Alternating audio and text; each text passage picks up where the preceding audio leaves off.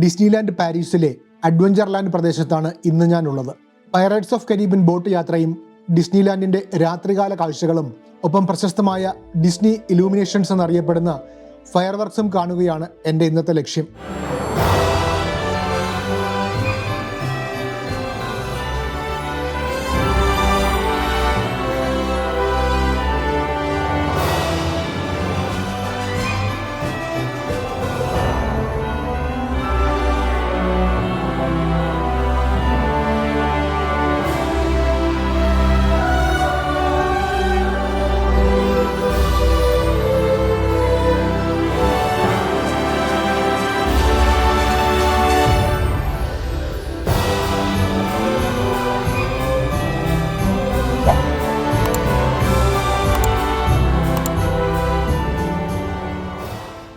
Pirates of Caribbean ride കാണാനാണ് ആദ്യം ഞാൻ പോകുന്നത്. ഇതൊരു കോട്ടയാണ്. ഈ കോട്ടയ്ക്ക് തൊട്ടടുത്തായി തന്നെ ക്യാപ്റ്റൻ ജാക്കിന്റെ പേരിലുള്ള റെസ്റ്റോറൻറ്റുമുണ്ട്. മുന്നോട്ട് നടക്കുമ്പോൾ നമ്മൾ എത്തിപ്പെടുന്നത് പൈറേറ്റ്സ് ഓഫ് കരീബിയൻ കോട്ടയുടെ ഭാഗത്തേക്കാണ്. നല്ല പഴക്കം തോന്നിക്കുന്ന രീതിയിലാണ് കോട്ടയും അനുബന്ധ ഏരിയയും ഒക്കെ പണി കഴിപ്പിച്ചിരിക്കുന്നത്.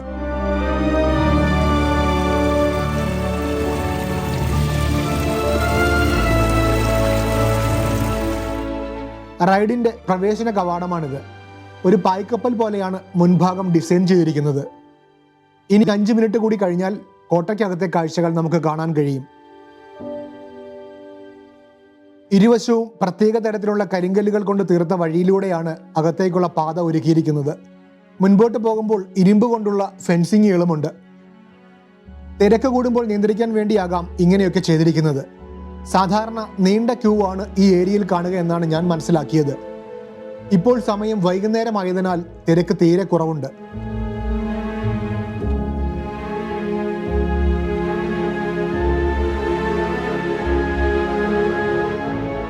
കോട്ടയുടെ അകത്തേക്ക് കയറുമ്പോൾ നന്നേ വെളിച്ചം കുറവാണ്. അരണ്ട വെളിച്ചമാണെങ്കിലും അത്ഭുതപ്പെടുത്തുന്ന കാഴ്ചകളിലേക്കാണ് ഞാൻ സഞ്ചരിക്കുന്നത്. അവിടെവിടെയായി മരത്തൂണുകളിൽ വിളക്കുകാലുകൾ തൂക്കിയിട്ടിട്ടുണ്ട്. ഈ താഴ്ഭാഗത്ത് കാണുന്ന തടാകത്തിൽ നിന്നുമാണ് നമ്മൾ ബോട്ട് യാത്ര ആരംഭിക്കുന്നത്.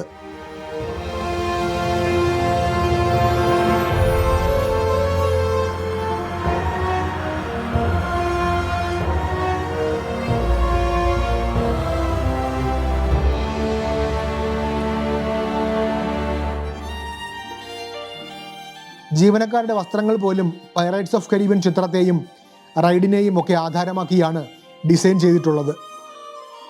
ഒരു പ്രത്യേക ഭംഗിയാണ് യൂറോപ്യൻസിനെ ഈ ഡ്രസ്സിൽ കാണുവാൻ.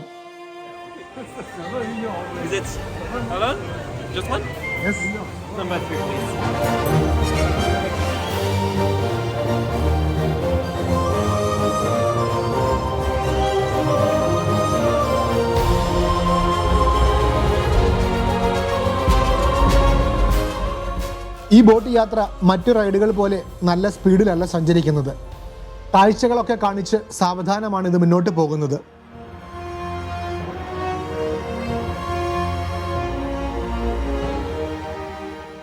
ഈ കാണുന്നത് ക്യാപ്റ്റൻ ജാക്സ് റെസ്റ്റോറൻ്റ് ആണ്. ധാരാളം സഞ്ചാരികൾ അവിടെയും ഭക്ഷണം കഴിക്കാനായി എത്തിയിട്ടുണ്ട്. കടൽ കൊള്ളക്കാർ നിറഞ്ഞ കരീബിയൻ പട്ടണത്തിലൂടെയുള്ള ഒരു ബോട്ട് യാത്രയാണിത്. 17ഉം 18ഉം നൂറ്റാണ്ടുകളിൽ കരീബിയൻ കടലിന് ചുറ്റുമുള്ള വെസ്റ്റ് ഇൻഡീസ് ദ്വീപുകളിലെ കടൽ കൊള്ളക്കാരുടെ കഥയാണ് ഈ യാത്രയിലൂടെ നമ്മൾ കാണാൻ പോകുന്നത്.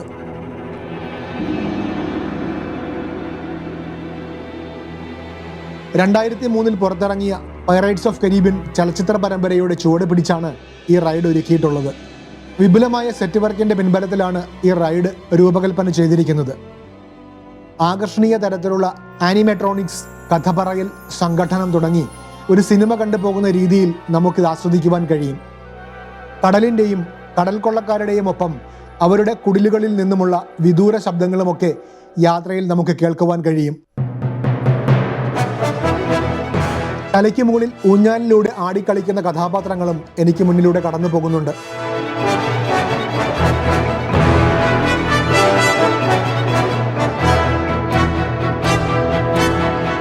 കടലിലൂടെ സഞ്ചരിക്കുമ്പോൾ കിട്ടുന്ന യാത്രാനുഭവങ്ങൾ നമുക്കിവിടെയും ലഭിക്കും. അത്തരം ശബ്ദത്തിൻ്റെ അകമ്പടിയിൽ ഇടയ്ക്ക് വെള്ളത്തുള്ളികളൊക്കെ നമ്മുടെ പുറത്തേക്ക് തെറിപ്പിച്ചുകൊണ്ട് തന്നെയാണ് യാത്ര മുന്നോട്ട് പോകുന്നത്. തീമിംഗ് അനുസരിച്ചുള്ള ലൈറ്റിങ്ങും ഒപ്പം മികച്ച ശബ്ദ സാങ്കേതിക വിദ്യയും ഒക്കെ ഈ റൈഡിനെ കൂടുതൽ ഗംഭീരമാക്കുന്നു. യുദ്ധവും സങ്കടവും സന്തോഷവും സംഗീതവും ഒക്കെ ഈ യാത്രയുടെ ഇടവേളകളിൽ കടന്നു വരുന്നുണ്ട്. അരണ്ട വെളിച്ചത്തിൽ ഞാൻ പകർത്തിയ ദൃശ്യങ്ങൾ നിങ്ങൾക്ക് എത്രത്തോളം ആസ്വദിക്കുവാൻ കഴിയുമെന്ന് എനിക്കറിയില്ല. പക്ഷേ ഇത് നേരിട്ട് കാണേണ്ട ഒരു ഗംഭീര യാത്രയാണ്. അപ്പോഴാണ് ഈ റൈഡിൻ്റെ കൂടുതൽ ഗംഭീരമായ കാഴ്ചകൾ നമുക്ക് ആസ്വദിക്കുവാൻ കഴിയുക.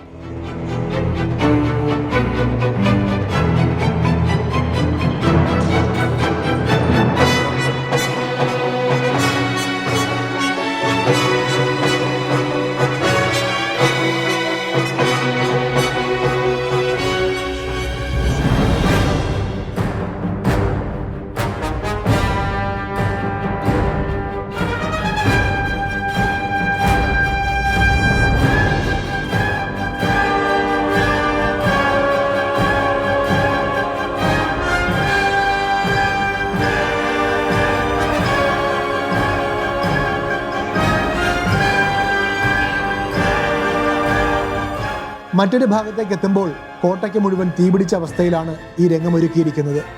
അതിന് തൊട്ടടുത്തായി തന്നെ സംഗീത പരിപാടിയും നടക്കുന്നുണ്ട്. അങ്ങനെ വിചിത്രമായ കാഴ്ചകളാണ് നമുക്ക് മുന്നിൽ അവതരിപ്പിക്കപ്പെടുന്നത്.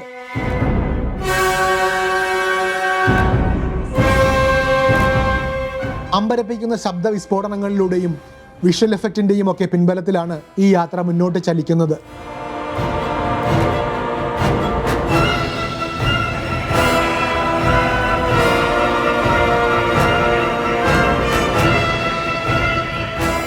ജീവനുള്ള കഥാപാത്രങ്ങൾ നമുക്ക് മുന്നിൽ അവതരിപ്പിക്കുന്നത് പോലെയാണ് ഇവ നമുക്ക് അനുഭവപ്പെടുന്നത്.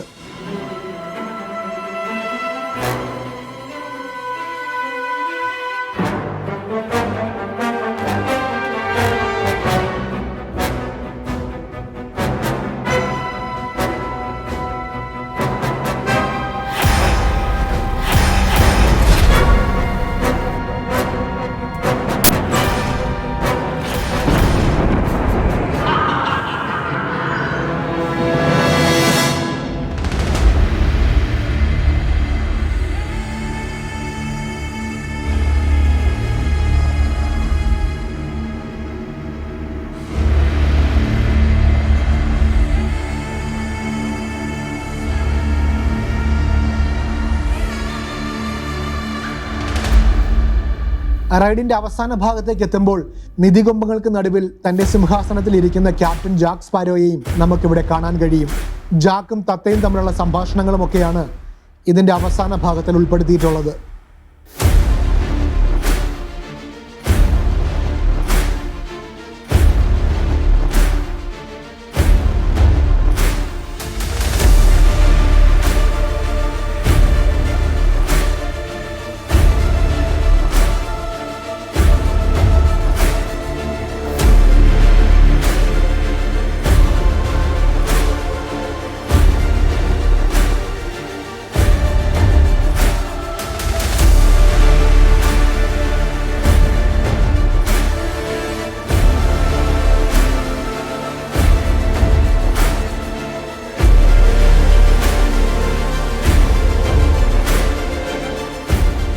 ഈ ബോട്ട് യാത്ര കഴിഞ്ഞാൽ നമ്മൾ ഈ കോട്ടയിലൂടെ സഞ്ചരിച്ച് ഫോട്ടോകൾ സെലക്ട് ചെയ്യുന്ന സ്ഥലത്തേക്കാണ് എത്തിപ്പെടുന്നത്.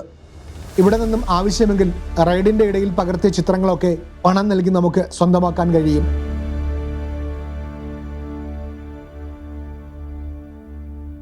പൈറേറ്റ്സ് ഓഫ് കരീബിയൻ ചിത്രത്തെ ആധാരമാക്കിയുള്ള ഡിസ്നി ഷോപ്പും ഇവിടെ ഒരുക്കിയിട്ടുണ്ട്. ഞാൻ കണ്ടതിൽ വെച്ച് എനിക്ക് ഏറെ ഇഷ്ടപ്പെട്ട ഒരിടം കൂടിയാണിത്. സിനിമയിൽ ഉപയോഗിക്കുന്ന വസ്ത്രങ്ങൾ, ആർട്ടുകൾ തുടങ്ങി നിരവധി സാധനങ്ങൾ ഇവിടെ ഡിസ്പ്ലേ ചെയ്തിട്ടുണ്ട്. അവയിൽ നിന്നും നമുക്ക് ഇഷ്ടമുള്ളവ വാങ്ങാനും സൗകര്യമുണ്ട്.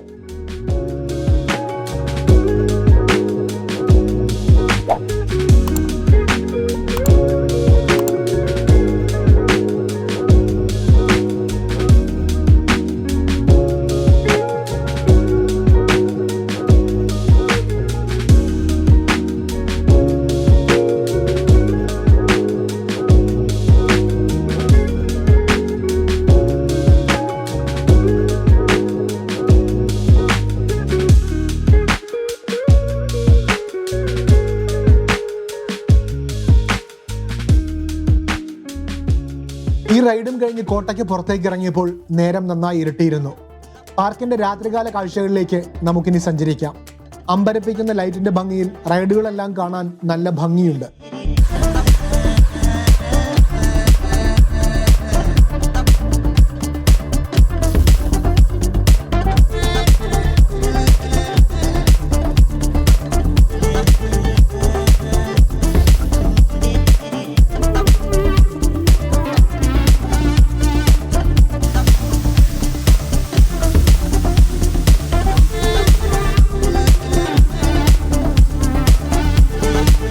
കൊച്ചുകുട്ടികൾക്ക് ഏറെ പ്രിയപ്പെട്ട വാട്ടർ റൈഡ് കാണാനാണ് ഇനി ഞാൻ പോകുന്നത്. രാത്രിയിലാണ് ഈ കാഴ്ചകൾ കൂടുതൽ ആകർഷണീയമായി തോന്നുന്നത്.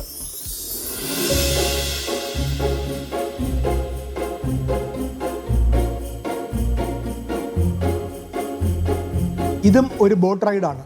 ഫ്ലോറിനുള്ളിൽ ഒരുക്കിയിരിക്കുന്ന തടാകത്തിലൂടെ ഇരുകരകളിലും മുകളിലുമൊക്കെയായി ഡിസ്പ്ലേ ചെയ്തിരിക്കുന്ന ഗംഭീര കാഴ്ചകൾ സമ്മാനിക്കുന്ന ഒരു വാട്ടർ റൈഡ്. കുട്ടികൾക്ക് പ്രിയപ്പെട്ട റൈഡാണിത്. അവരുടെ കാർട്ടൂൺ കഥാപാത്രങ്ങളൊക്കെ അടങ്ങുന്നതാണ് ഈ റൈഡ്.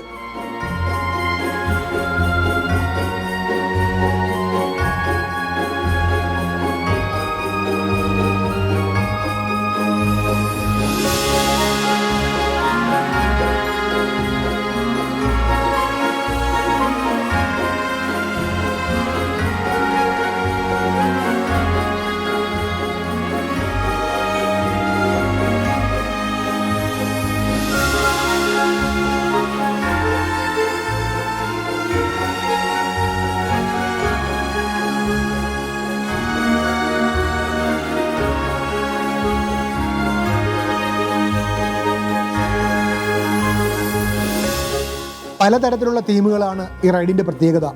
രാജ്യങ്ങൾ, ക്യാരക്ടറുകൾ, ഓരോ രാജ്യത്തിന്റെയും പ്രശസ്തമായ സ്ഥലങ്ങൾ, ഒപ്പം അതാത് രാജ്യങ്ങളിലെ ആരാധനാമൂർത്തികളെയും ഒക്കെ കണ്ടുകൊണ്ടാണ് ഈ യാത്ര പുരോഗമിക്കുന്നത്.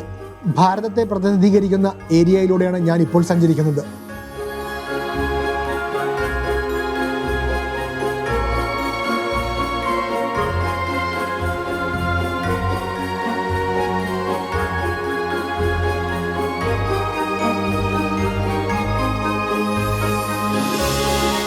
മിഡിൽ ഈസ്റ്റും ആഫ്രിക്കയും UK ഒക്കെ ഈ പശ്ചാത്തലത്തിൽ നമുക്ക് കാണാനാകും.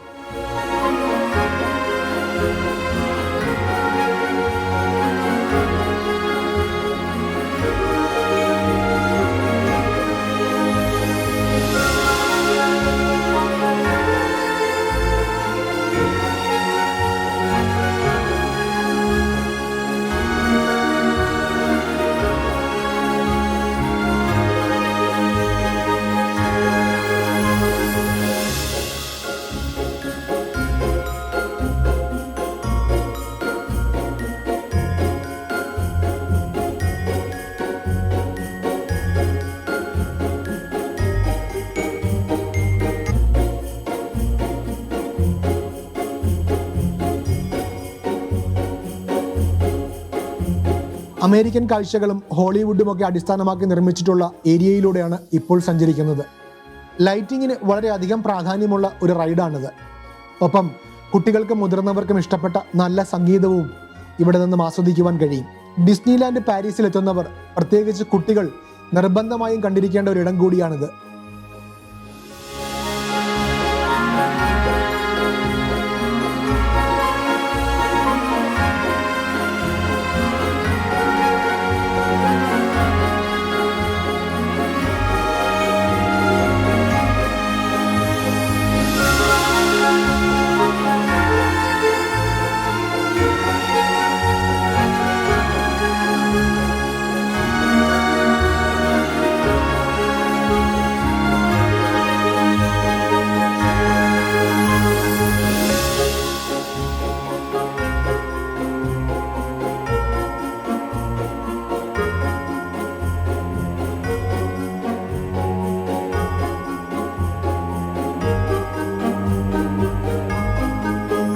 ബോട്ട് യാത്രയൊക്കെ കഴിഞ്ഞ് പുറത്തേക്ക് ഇറങ്ങിയപ്പോൾ ഞാൻ രാവിലെ പകർത്തിയ റൈഡുകൾക്ക് സമീപത്തേക്കാണ് എത്തിയത്. ശരിക്കും എന്നെ ഞെട്ടിച്ചു കളഞ്ഞു ഇവിടുത്തെ രാത്രികാല കാഴ്ചകൾ. കളർ ലൈറ്റുകൾ കൊണ്ട് ഒരു മിന്നുന്ന പ്രപഞ്ചം തന്നെയാണ് ഡിസ്നി നമുക്കായി ഇവിടെ ഒരുക്കിയിരിക്കുന്നത്.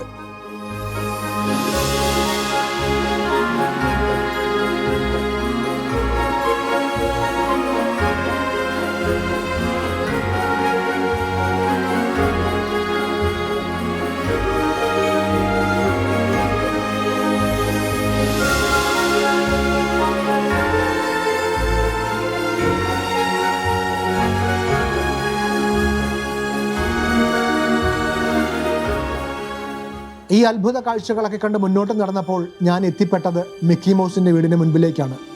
മിക്കിയുടെ പലതരത്തിലുള്ള പിക്ചറുകൾ ഇതിനു മുൻപിൽ ഡിസ്പ്ലേ ചെയ്തിട്ടുണ്ട്. രാത്രിയായതിനാൽ അതിനകത്ത് കയറുവാൻ എനിക്ക് കഴിഞ്ഞില്ല.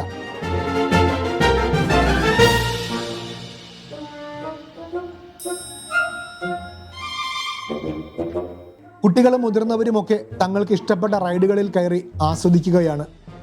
ശരിക്കും മുതിർന്നവരൊക്കെ തങ്ങളുടെ ബാല്യകാലത്തിലൂടെ കടന്നു പോകുന്ന കാഴ്ചകളാണിത്.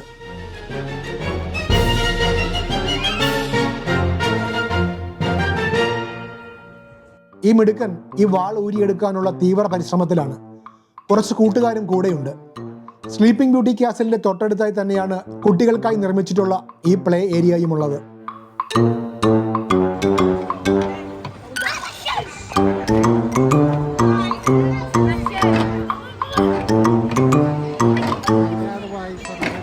ഡിസ്നിലാൻഡ് പാരീസിലെ രാത്രിയിലെ അവസാന ഷോയാണ് ഇനി ഞാൻ കാണാൻ പോകുന്നത്.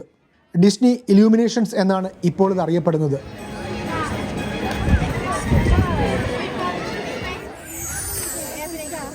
Dear friends, in just 15 minutes, Disney Electrical Sky Parade will begin, followed by Disney Dreams. Thank you.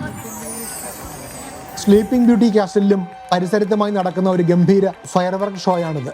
കണ്ണഞ്ചിപ്പിക്കുന്ന പടക്കങ്ങൾ, ലേസർ ലൈറ്റ് ഷോകൾ, ജലധാരകൾ, കോട്ടയ്ക്ക് മുകളിലേക്കുള്ള പ്രൊജക്ഷനുകളെല്ലാം സംയോജിപ്പിച്ചാണ് ഈ ഷോ മുന്നോട്ട് പോകുന്നത്.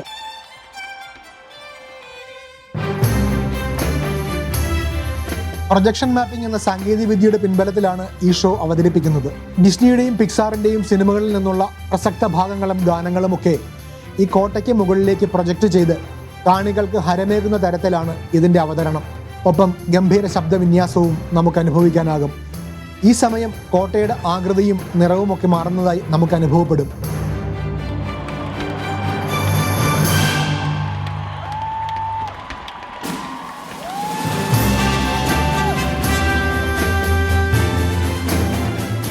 മികച്ച ശബ്ദ സാങ്കേതിക വിദ്യയുടെയും ഡിസ്നി പിക്സാർ സിനിമകളുടെ ഗാനങ്ങളും ഇടകലർത്തിയാണ് ഈ ഷോ അവതരിപ്പിക്കുന്നത്. The lion king, frozen, beauty and the beast, the little mermaid, pirates of Caribbean തുടങ്ങിയ സിനിമകളിൽ നിന്നുള്ള ഗാനങ്ങളും ഈ വിഷ്വൽ ഷോയിലൂടെ നമുക്ക് അനുഭവിക്കാൻ കഴിയും.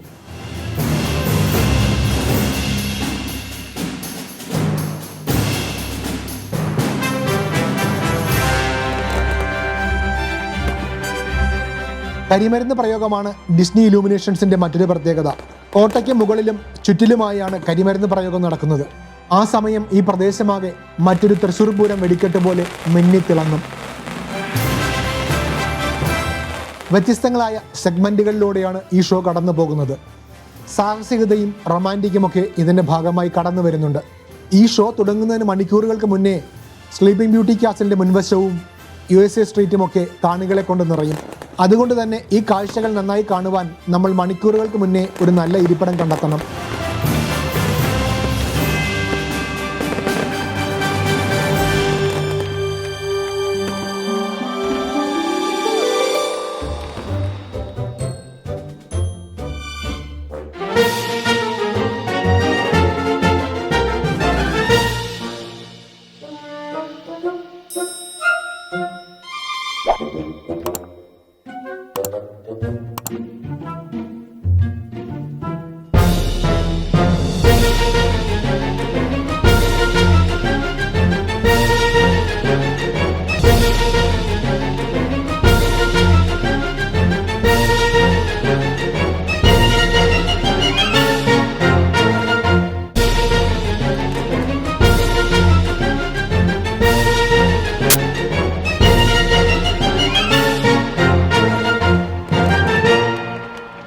ഷോ തുടങ്ങിയാൽ കൊച്ചുകുട്ടികളൊക്കെ രക്ഷിതാക്കളുടെ ഷോൾഡറിൽ കയറിയിരുന്നാണ് ഈ കാഴ്ചകൾ കാണുന്നത്.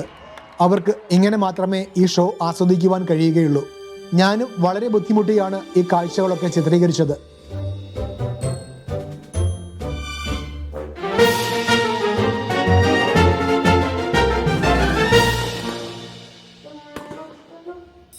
ഡിസ്നി ഇലൂമിനേഷൻസ് ഒരു ദൃശ്യാനുഭവം മാത്രമല്ല, ഒരു നല്ല കഥ പറഞ്ഞു പോകുന്ന തരത്തിലാണ് ഇത് ചിട്ടപ്പെടുത്തിയിരിക്കുന്നത്. അല്പം ബുദ്ധിമുട്ടിയെങ്കിലും മികച്ച ഒരു ഷോ കണ്ട പ്രതീതിയാണ് എനിക്ക് ഇവിടെ വന്നപ്പോൾ കിട്ടിയത്.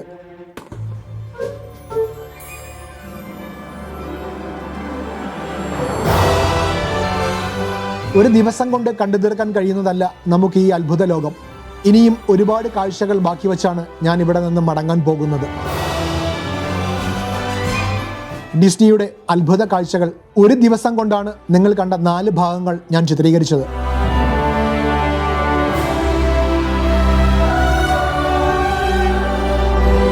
ഒരുപാട് നല്ല കാഴ്ചകളും ഓർമ്മകളുമാണ് ഡിസ്നിലാൻഡ് പാരീസ് എനിക്ക് സമ്മാനിച്ചത്.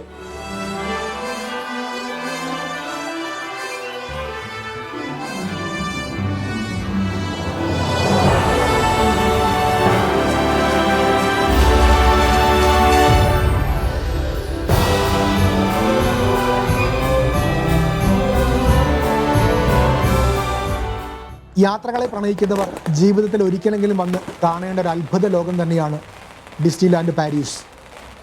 ഇവിടെ എത്തുന്ന സന്ദർശകർക്ക് താമസിക്കുവാനുള്ള സൗകര്യവും ഇതിനടുത്ത് തന്നെ ഡിസ്നി ഒരുക്കിയിട്ടുണ്ട്.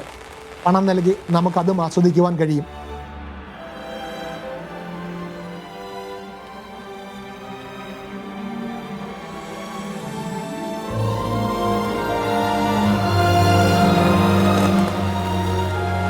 നാല് ഭാഗങ്ങളായി നിങ്ങൾ ഈ കണ്ട ഡിസ്നിലാൻഡ് പാരീസിന്റെ കാഴ്ചകളിൽ ഏറ്റവും പ്രിയപ്പെട്ട കാഴ്ചകൾ ഏതൊക്കെയാണെന്ന് കമന്റ് രൂപത്തിൽ അറിയിക്കുമെന്ന് പ്രതീക്ഷിക്കുന്നു.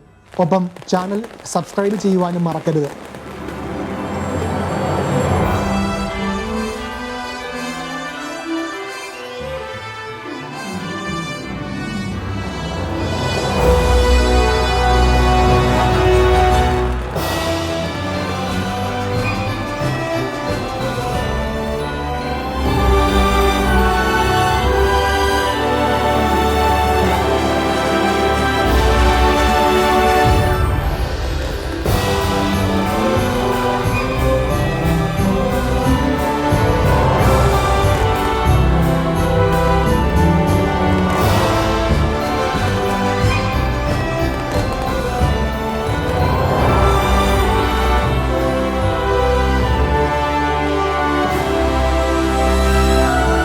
പുത്തൻ കാഴ്ചകളും പുതിയ വിശേഷങ്ങളുമായി പലനാടൻ ട്രാവലറിൻ്റെ അടുത്ത യൂറോപ്യൻ കാഴ്ചകൾക്കായി കാത്തിരിക്കുക.